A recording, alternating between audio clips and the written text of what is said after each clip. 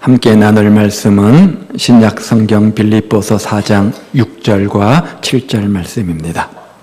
322페이지에 있습니다. 322페이지 빌립보서 4장 6절과 7절 말씀을 우리 한 목소리로 같이 읽도록 합니다. 아무것도 염려하지 말고 다만 모든 일에 기도와 간구로 너희 구할 것을 감사함으로 하나님께 아뢰라. 그리하면 모든 지각에 뛰어난 하나님의 너희 마음과 생각을 지키시리라. 아멘. 나를 둘러싼 상황이 어려워져만 갈 때 우리에게는 어떻게 살 것인가 하는 질문이 중요하게 다가옵니다. 집안이 기울어져 갈 때, 학교 생활이 힘들어질 때, 직장 생활이 불안할 때, 내 앞길이 불투명하게 느껴질 때, 그럴 때 할 수 있는 가장 쉬운 일은 뭡니까? 불평하는 거죠. 원망하는 겁니다. 마음이 나뉘어져서 근심하며 걱정하는 겁니다. 여러분은 어떻습니까? 어느 초등학교 선생님이 반 학생들을 대상으로 평화라는 주제로 그림을 그리게 했습니다. 두 가지 그림이 선정되었는데 첫 번째 그림은 전형적인 시골의 평화스러운 모습입니다. 초가집이 있고 내리쬐는 햇빛이 있고 마당에는 햇빛을 받으며 삽살개가 졸고 있고 또 집 뒤로 흐르는 시냇가가 있는 그야말로 전형적인 시골의 평화스러운 모습이 첫 번째 그림이었고 두 번째 그림은 정반대의 모습인데 큰 절벽이 있고 비바람과 폭풍우가 몰아칩니다. 밖에는 비바람과 폭풍우가 몰아치는데 절벽 움푹 패인 곳에서 어미새의 품에 안겨서 소근소근 잠들고 있는 아기새의 평화로운 모습, 이것이 바로 두 번째 평화의 모습입니다. 성경이 우리에게 평안을 약속할 때, 평강을 준다고 말씀할 때 그 평강은 전자의 평강이 아니라 후자의 평강입니다. 우리 인생 가운데 비바람과 폭풍우가 여전한데 그런 비바람과 폭풍우를 초월한 그런 환경과 조건과 현실을 뛰어넘는 참된 평안을 우리에게 약속하는 겁니다. 살아가면서 모든 것이 내가 마음먹은 대로, 내가 생각하고 내가 그리고 내가 계획한 대로 다 되어지면 얼마나 좋겠습니까? 그런데 우리 인생이 그렇지 않다는 것을 우리는 너무나 잘 알고 있습니다. 우리는 세상을 살아가면서 우리의 평안을 방해하는 수많은 근심, 걱정거리들을 만나게 됩니다. 그리고 그런 문제 때문에 근심하며 걱정하며 살아갑니다. 예수님께서 내 인생의 주인이라고, 내가 그 예수님께 내 삶의 모든 문제를 맡겼다고 이렇게 입술로 고백하면서도 우리 안에 근심과 걱정과 어려움들이 있습니다. 그런데 성경은 그런 우리에게 평안을 약속합니다. 평안을 너에게 주겠다. 내가 너에게 평안을 주노라. 모든 지각에 뛰어난 하나님의 평강이 그리스도 예수 안에서 너희 마음과 생각을 지키시리라. 이것은 환난의 비바람과 폭풍우가 사라지는 그런 평안이 아니라 그 환난의 비바람과 폭풍우는 여전한데 그 비바람 속에서 누리는 평안, 그 환난 속에서 누리는 평안, 그런 평안을 우리에게 주시겠다 이렇게 약속하고 있는 겁니다. 그렇다면 도대체 어떻게 세찬 비바람과 폭풍우가 우리 일상 속에 여전한데 어떻게 그 속에서 아무도 빼앗아갈 수 없는 그런 참된 평안을 내 마음속에 간직하며 살 수 있는 겁니까? 그런 삶의 비결이 뭐예요? 오늘 본문이 교훈하는 것이 무엇입니까? 기도와 간구의 삶입니다. 오늘 본문이 어떻게 시작이 됩니까? 보십시오.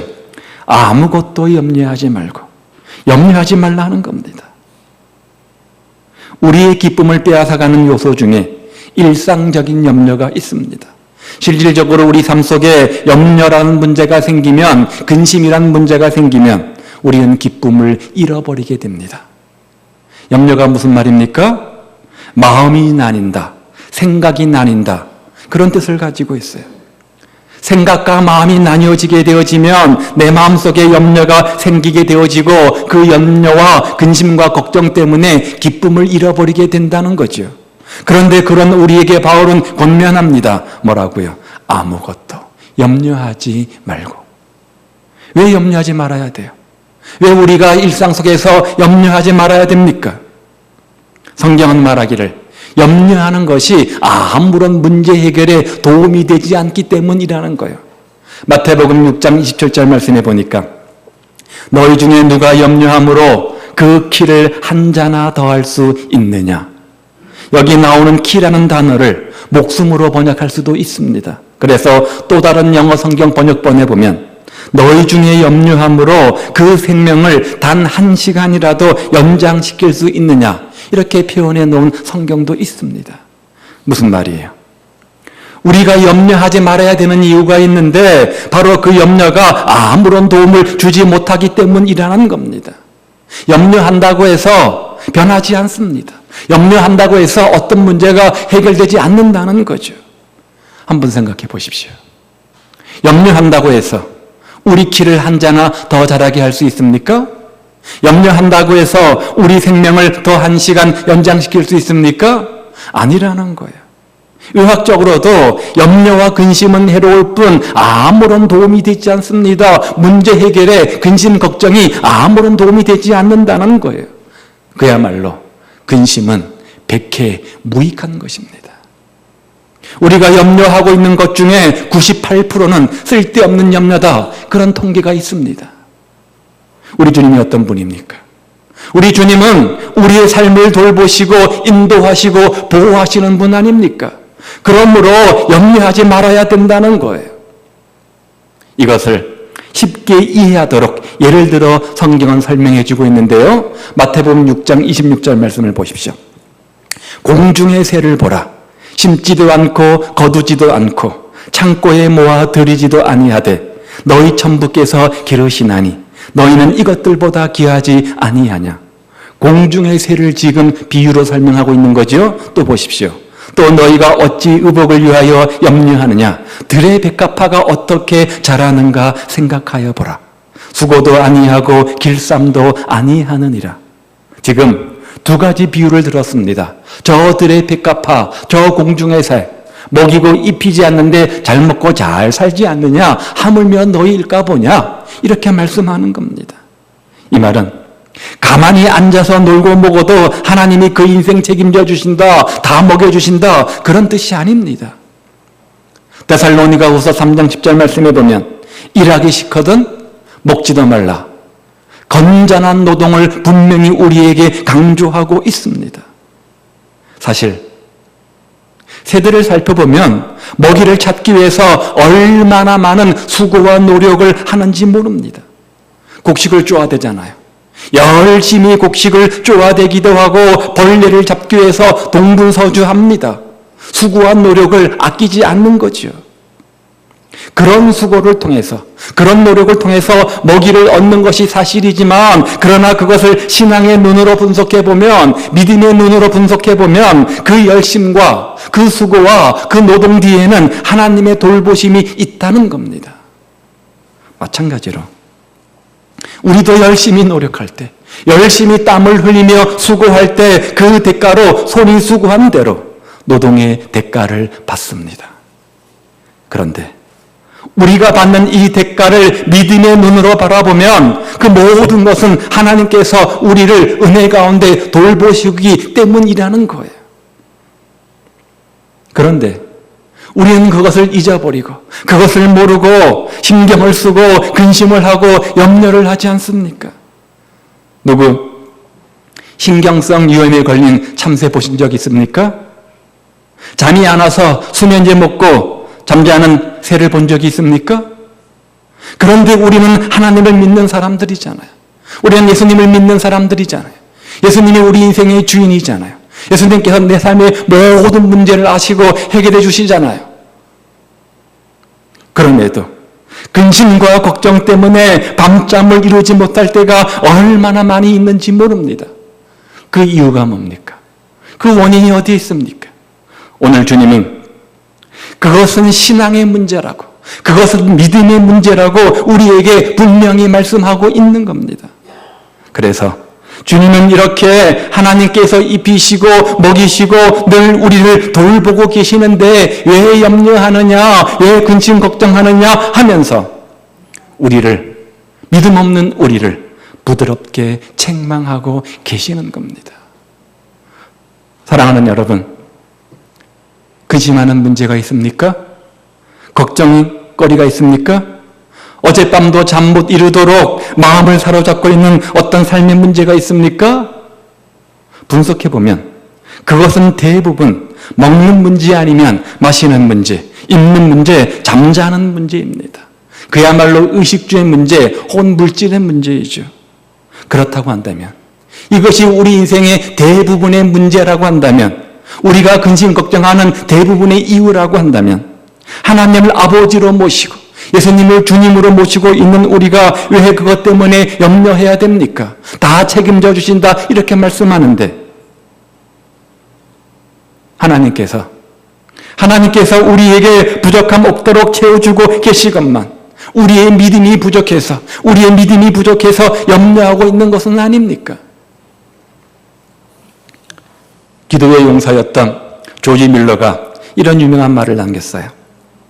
근심의 시작은 믿음의 마지막이고 진정한 믿음의 시작은 근심의 종지부를 찍는 데서 시작된다. 무슨 말이에요? 믿음과 근심은 같이 갈 수 없다는 거죠. 우리가 물질의 문제에서 자유함을 얻을 때, 세상의 현실 문제를 하나님께 다 맡기고 믿음으로 나아갈 때, 그때 비로소 우리는 참된 신앙의 삶을 살 수 있는 것이고, 그때 비로소 우리는 참된 평안을 경험하게 된다는 거 아닙니까?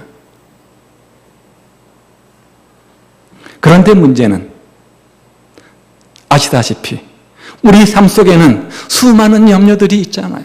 오늘 우리가 근심하며 걱정하는 삶의 문제가 있지 않습니까? 그러므로 아무리 믿음이 좋아도, 아무리 신앙이 좋아도 근심 걱정을 안 할 수는 없습니다. 염려를 안 할 수는 없습니다. 그것을 우리는 너무나 잘 알고 있습니다. 그러므로 염려를 하지 않기 위해서는 염려하는 대신에 무엇인가 다른 일을 해야 되는데, 그래서 그 다음에 뭐라고 말씀합니까? 보십시오. 아무것도 염려하지 말고, 그 다음에요, 다만 모든 일에 기도와 간구로 아뢰라. 기도하라는 것이죠. 우리는 기도를 통해서 염려를 대치하는 방법들을 얻을 수 있습니다. 기도가 뭡니까? 기도는 하나님을 바라보는 거잖아요. 기도는 하나님을 바라보고 하나님을 찾는 겁니다. 우리가 예배 자리에 나올 때마다, 또 기도를 시작할 때마다 먼저 하나님 아버지를 찾습니다. 사랑하는 하나님 아버지, 은혜가 풍성하신 하나님 아버지, 내 기도에 응답하시는 하나님 아버지, 이렇게 내 마음이 먼저 하나님을 향하도록 합니다. 이것이 기도 아닙니까? 그런데 이것이 왜 중요하냐면, 우리가 염려하게 되어지면 무엇을 바라보게 됩니까? 염려하는 그 문제를 바라보게 되죠. 염려하는 그 대상을 바라보게 되죠. 그래서 우리는 그 문제가 너무너무 커져 보여서 자꾸만 하나님 바라보는 것, 하나님 의지하는 것, 하나님을 신뢰하는 것을 자꾸만 잊어버리게 됩니다. 그런데 정말 내 마음이 하나님을 향할 때 어떤 일이 일어나게 되냐면 하나님이 점점 크게 보이기 시작하는 겁니다. 그래서 전지전능하신 하나님, 그 하나님의 은혜와 그 하나님의 영광이 내 마음을 지배하게 되는 겁니다. 그래서 성경은 말하기를 염려하지 말고 오직 모든 일에 기도, 간구로 하나님께 아뢰라. 이렇게 말씀하는 거예요. 다시 말하면 하나님을 바라보라는 거죠. 하나님을 바라보라는 겁니다. 내 삶의 주인이신 하나님을 바라보라는 거죠. 내 삶의 모든 문제를 아시고 해결해 주시는 그 주님을 바라봐라. 이런 말입니다. 물론 하나님을 바라보는 것이 더 이상 염려하는 그 문제를 다시는 안 쳐다본다, 그런 의미는 아닙니다. 그러나 한번 하나님을 쳐다보기 시작한 사람은 하나님을 통해서 그 염려를 새로운 시각, 새로운 관점으로 바라보게 되는데, 하나님의 시각으로, 하나님의 관점으로 그 문제를 바라보게 되는 겁니다. 지금까지는 이 문제를 해결하기 위해서 내 시각과 내 관점으로, 내 경험과 내 논리로, 내 방법으로 그 문제를 바라보았다면 기도라는 도구를 통해서 이제는 하나님의 시각으로, 하나님의 관점으로, 하나님의 방법으로 그 문제를 바라보게 되는데 이게 기도 아닙니까? 이것이 기도잖아요. 그럴 때 서서히 간구로 들어가게 됩니다. 자, 그러면 기도면 됐지, 왜 기도와 간구 이렇게 말하는 것일까요? 여러분, 간구가 뭡니까? 문자적 해석 그대로 간절히 구하는 거죠. 간절히 구하는 겁니다. 그런데 이런 간구의 본질적 핵심은 지속성입니다. 계속해서 기도하는 겁니다. 특정한 문제에 대해서 그 문제의 응답이 올 때까지 간절히 구체적으로 기도하는 것, 바로 이것이 간구입니다. 그러면 하나님이 왜 계속해서 기도하게 하십니까? 기도의 응답이 우리가 기도하는 유일한 목적이라고 한다면, 한 번 기도하면 그 기도에 응답해 주시면 그만인데, 그렇게 하지 않고 계속해서 간절히 기도를 시키시는 그 이유가 뭐냐 이 말이에요. 그 이유는 기도 응답도 중요하지만 하나님은 단순히 기도 응답만이 아니라 그보다 더 중요한 것을 기도를 통해서 우리에게 원하신다는 거죠. 뭐예요? 기도를 통한 하나님과 영적 교제죠. 하나님과 인격적 만남, 관계 아닙니까? 하나님이 우리 기도에 응답해 주지 않는다, 이런 말이 아닙니다. 구하라, 찾으라, 두드리라, 그리하면 얻을 것이요, 찾을 것이요, 열릴 것이요, 분명히 약속하셨습니다.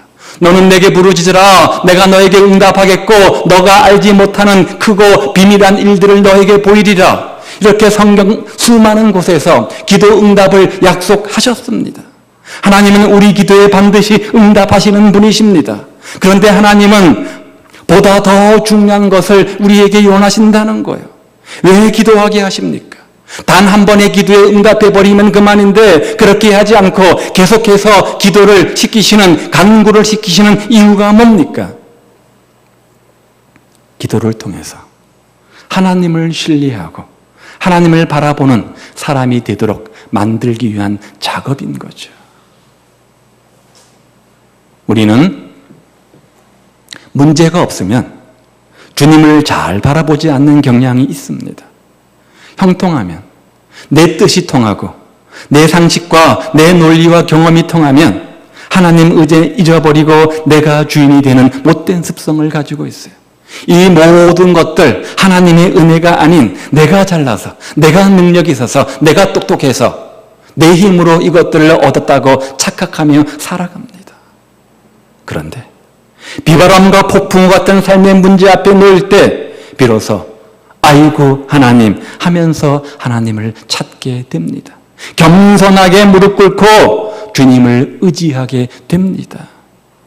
그 순간 하나님은 내 손을 꼭 부여잡으시고 나와 더불어 대화를 시작하시고 내 삶을 비상간섭하기 시작하는 겁니다. 하나님께서 단 한 번의 기도에 응답하면 그만인데 그런 방법으로 나를 다루지 않는 이유가 여기에 있는 겁니다. 하나님을 바라보고 하나님만을 신뢰하도록 하는 것, 이것이 간구의 의도라는 거예요. 그래서 말씀하시죠. 아무것도 염려하지 말고 다만 모든 일에 기도와 간구로 아뢰라. 그런 삶이 되시기를 우리 주님의 이름으로 축복을 드립니다.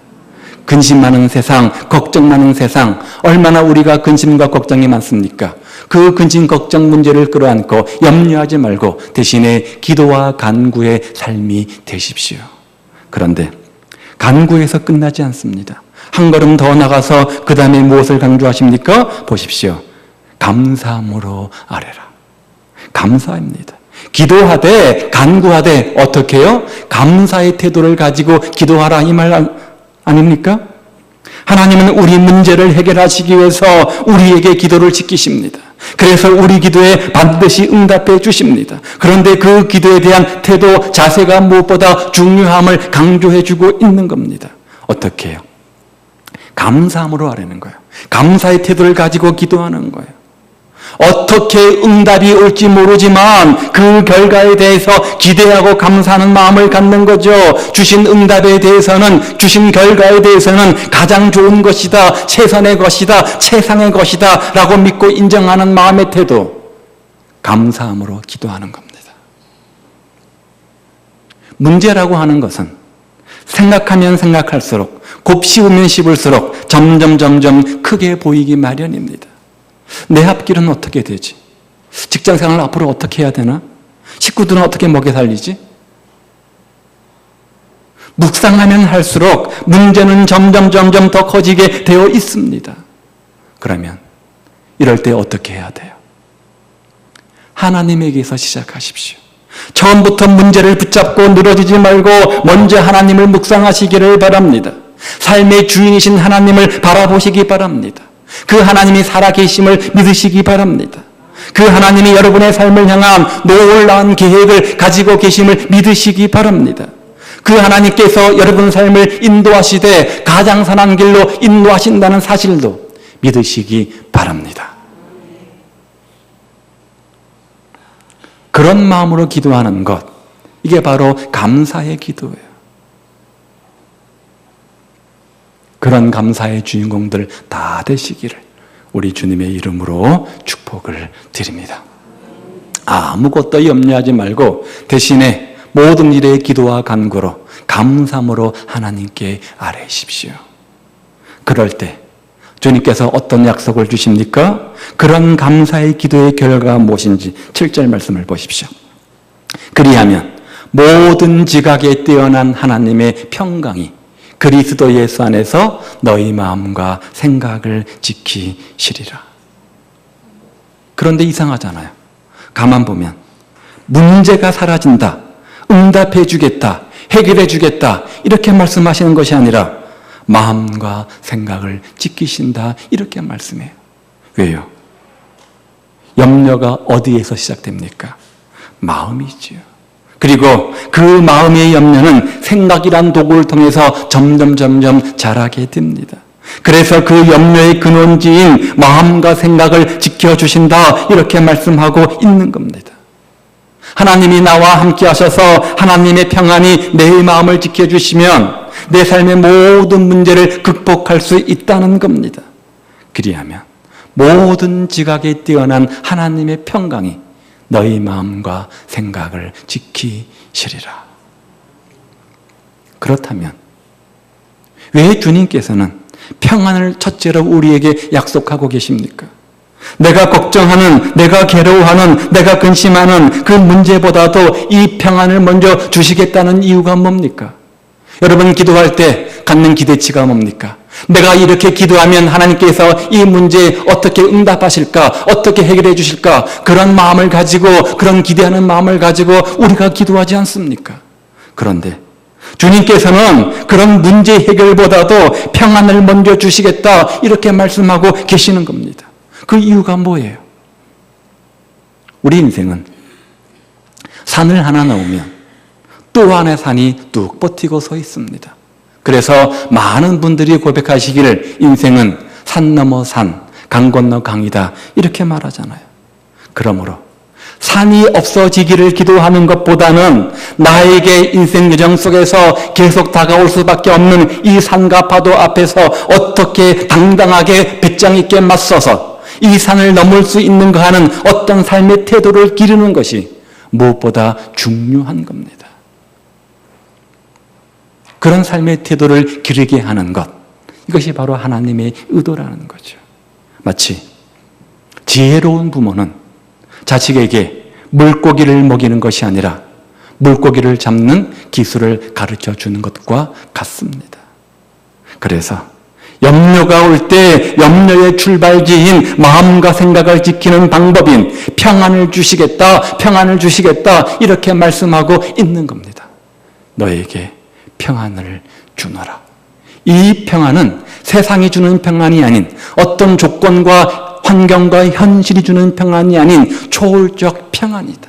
모든 지각에 뛰어난 하나님의 평강이 너희 마음과 생각을 지키시리라.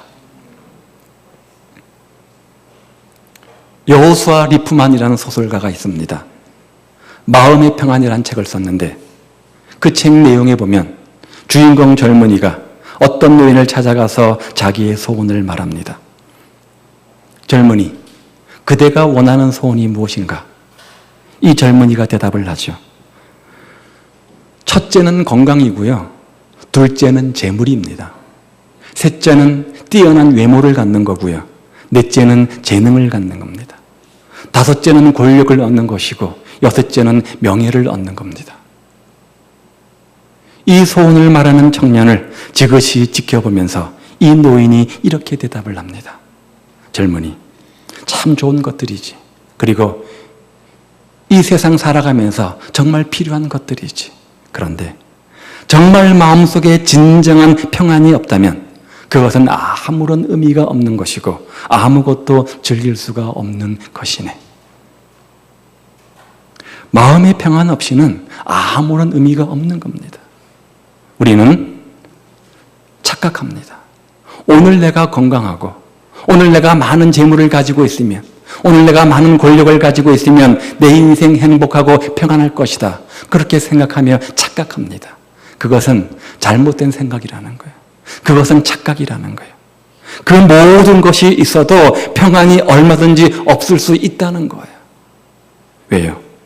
참된 평안이라고 하는 것은 그것으로부터 오는 것이 아니기 때문에 그렇습니다.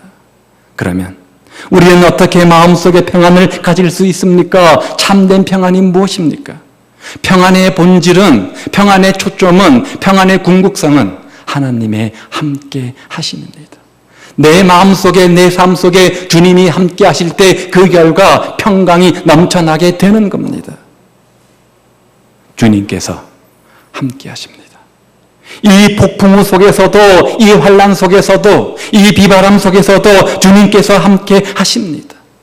내 모든 문제를 아시고 내 모든 삶의 문제를 해결해 주시는 그 주님이 나와 함께 하십니다. 만물을 창조하신 그 주님이 나와 함께 하십니다.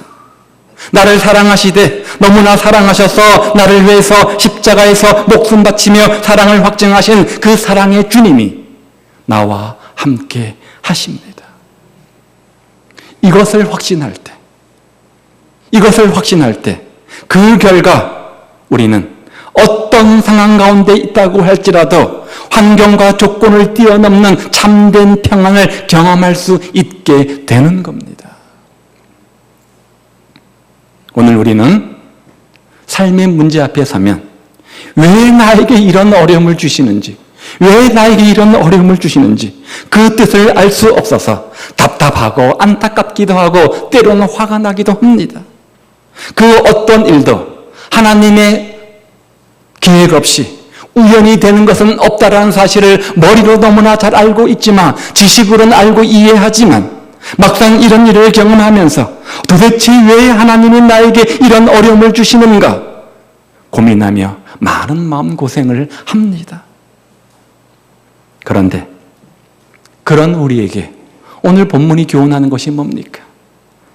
염려하지 말고, 그런 문제 때문에 염려하지 말고 대신에 기도와 간구로 하나님께 아뢰라는 거예요. 하나님께 맡기라는 거죠.